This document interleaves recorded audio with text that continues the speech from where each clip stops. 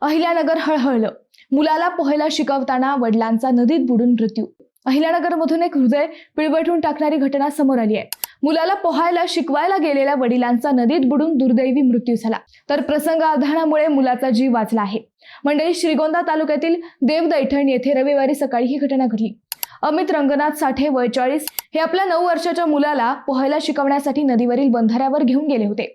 मुलाला पोहायला शिकवत असताना अचानक बंधाऱ्याच्या खोलीचा अंदाज न आल्याने अमित साठे पाण्यात बुडू लागले. काही क्षणातच परिस्थिती गंभीर झाली आणि त्यांचा पाण्यात बुडून मृत्यू झाला. दरम्यान वडील बुडाल्यानंतर मुलगा साहिल हाही पाण्यात बुडू लागला होता. ही बाब तेथून जात असलेल्या सुधीर धोत्रे या तरुणाच्या लक्षात आली. त्याने क्षणाचाही विलंब न करता बंधाऱ्याकडे धाव घेतली आणि साहिलला सुरक्षित बाहेर काढले. यावेळी नवनाथ जाधव यांनीही मदत केली. घटनेची माहिती मिळताच ग्रामस्थांनी घटनास्थळी धाव घेतली. रायगव्हाण येथील बचाव पथकातील तरुणांनी प्रयत्न करून अमित साठे यांचा मृतदेह बाहेर काढला. या दुर्दैवी घटनेनंतर संपूर्ण गावात शोककळा पसरली आहे.